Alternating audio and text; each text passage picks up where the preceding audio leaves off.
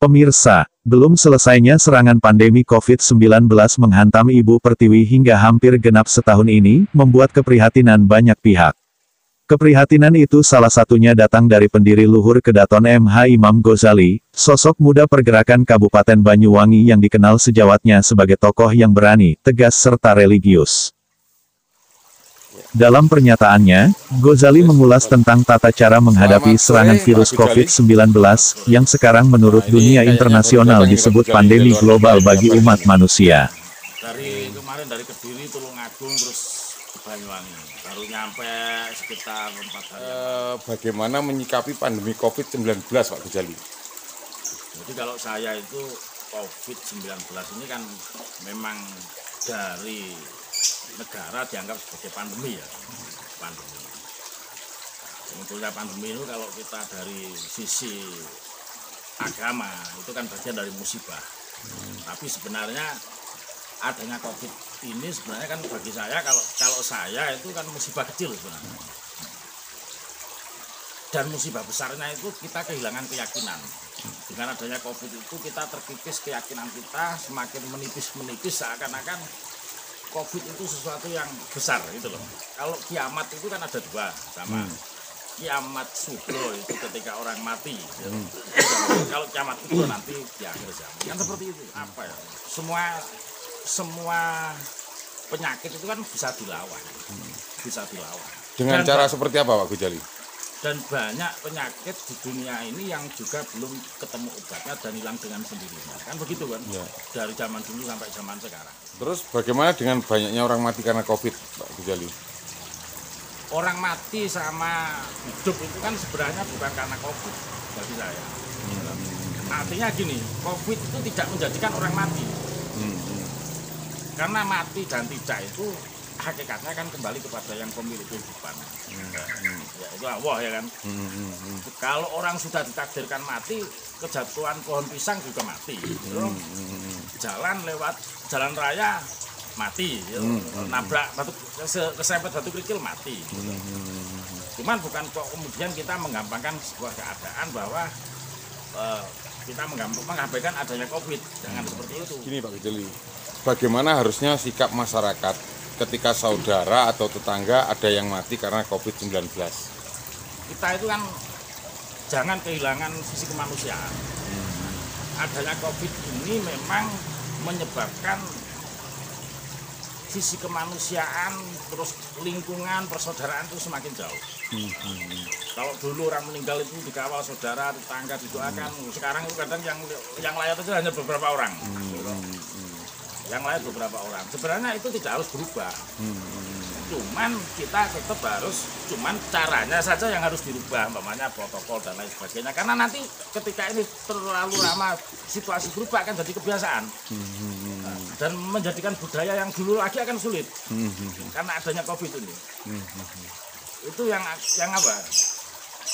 Yang sangat bagi saya nanti akan terjadi perubahan kebiasaan masyarakat. Itu sebenarnya ini kebiasaan baik harus tetap dipertahankan, cuman caranya dirubah. Umpamanya sesuai dengan protokol kesehatan. Protokol kesehatan pakai masker dan lain sebagainya. Jadi tapi jangan merubah sikap, karena kalau merubah sikap terus kerukunan dan lain sebagainya itu sangat rawan bagi saya. Kedepannya itu loh menjadi tidak sangat. Dengan apakah ada cara menghadapi COVID-19? Itu cara umumnya seperti apa? Terus cara khususnya seperti apa? Jadi begitu. Kalau saya ini yang gini, namanya kita bernegara. Bernegara. Kalau kita memakai cara-cara umum itu kan apa ya? Ya seperti yang dianjurkan pemerintah itu. Kita harus kita patuhi, karena apa? Kalau di dalam agama Islam itu ada dalil itu atiullah wa atiur rasul wa ulil amri minkum. Karena kita tidak bisa menyamakan keyakinan seseorang untuk sama. Itu kalau secara umum ya kan. Maka sifat kehati-hatian harus dipelaksanakan sesuai anjuran pemerintah, yaitu dan termasuk mentaati aturan yang ditetapkan pemerintah. Itu kan perintah agama sebenarnya. Atiullah wa atiur rasul wa ulil amri minkum. Ulil amri kan pemerintah ya kan. Ketika pemerintah, tapi terus ngelola harus benar itu loh. Harus benar. Jangan mengambil kesempatan di dalam khusus itu. ini yang kadang-kala kita berbeda-beda dan tidak bisa disamakan.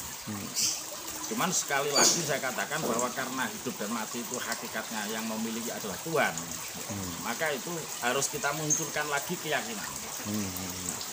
Kalau kita mulai kehilangan keyakinan, gitu, keyakinan itu akan melayung. Tapi ketika kita yakin, itu kan kita harus tahu caranya, tidak bisa sembarangan, gitu loh.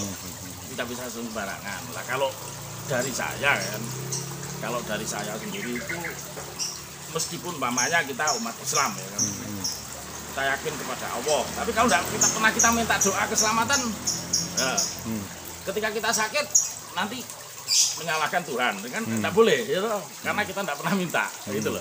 Jadi mintalah keselamatan. Cuman dalam kita meminta kadang orang perlu banyak belajar tentang adab, gitu. Istilahnya ngadab. Nek ngadep pejabat ono adabe apa meneh ngadep pangeran gitu. Nah, itu harus dipakai. Kalau dari kebiasaan yang saya lakukan gitu, saya biar nanti tidak terkesan ada fitnah ya kan. Itu pertama ya, kalau saran saya itu pertama minta bismillah ya kan. Dilengkapi bismillahirrahmanirrahim, bismillahirrahmanirrahim, bismillahirrahmanirrahim, bismillahirrahmanirrahim, bismillahirrahmanirrahim, yang kemudian dilanjutkan dengan sholawat ya kan, sholawat Indiat. Allahumma sholli ala sayyidina Muhammadin wa ala ali sayyidina Muhammadin sholatan tunjina biha min jamil ahwali wal afat wa takdirana bi ajabil hadab. Itu ya kan. Setelah itu kita berdoa. Kita berdoa. Tapi kalau waktu berdoa jangan mendua pikiran. Nanti doa gak dikabulkan kapan pikiran. Kita ngomong tapi hatinya ngelayung, pikiran ngelayung, nah itu sama saja itu loh. Jadi segala sesuatu itu harus manunggal ketika apapun itu, jangan hanya ketika ngadep pejabat ya manunggal ya, tapi ketika ngadep Tuhan pikirannya ngelayung. Nah, di antara amalan-amalan itu memang di kalangan pesantren ya, kan saya di pesantren. Itu ada banyak amalan ya kan. Amalan-amalan itu cuman harus dilihat artinya, nanti ngamalkan nggak tahu artinya ya, atau mintanya ke sana ternyata amalannya larinya ke utara, ini kan nggak temu gitu ya itu loh. Itu harus apa, harus memahami, menjiwai. Umpamanya saya ambil satu contoh itu doa nur buah ya kan. Kalau doa nur buah itu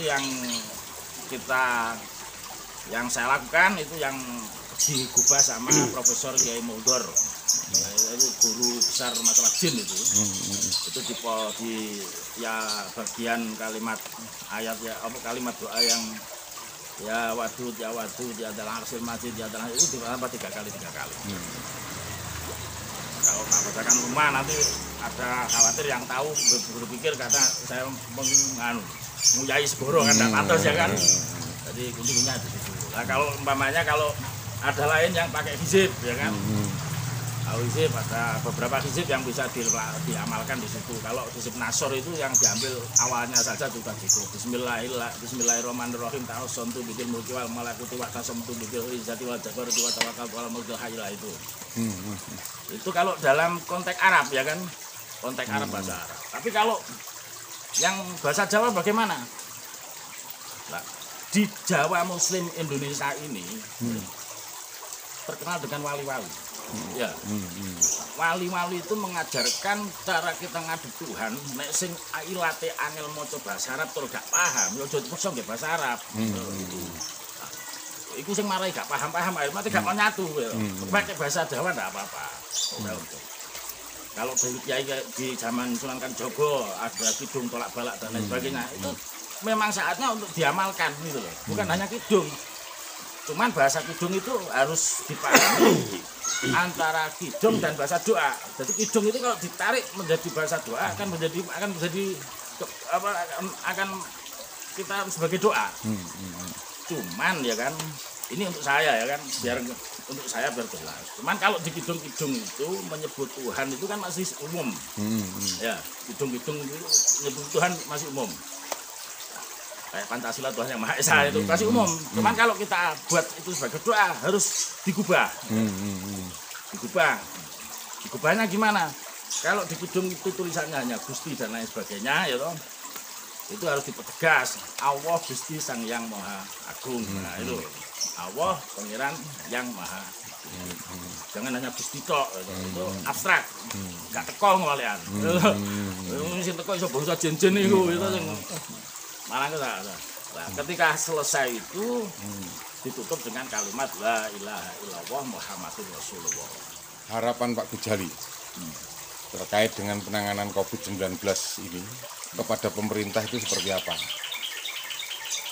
Kalau pemerintahnya kehilangan keyakinan, masyarakatnya kehilangan keyakinan, akan jadinya seperti ini kan, melayung, melayung, masyarakatnya bingung, gitu, api keluar takut, gitu, mau bekerja sampai nyebrang keluar kota harus rapid nih, kalau rapidnya gratis gak apa-apa ya, nah, rapidnya bayar habis gak kerja lah, bayar kok dulu sopo kan gitu kan, nah, itu loh, itu masalahnya, makanya motivasi memberikan keyakinan yang tepat kepada masyarakat itu harus apa?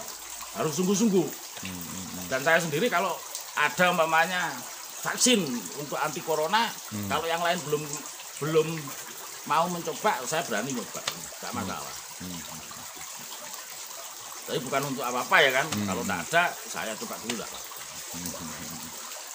Yang penting tujuannya untuk kepentingan bersama. Yang penting untuk kebaikan lah ya kan? Ihsan Suryadi melaporkan dari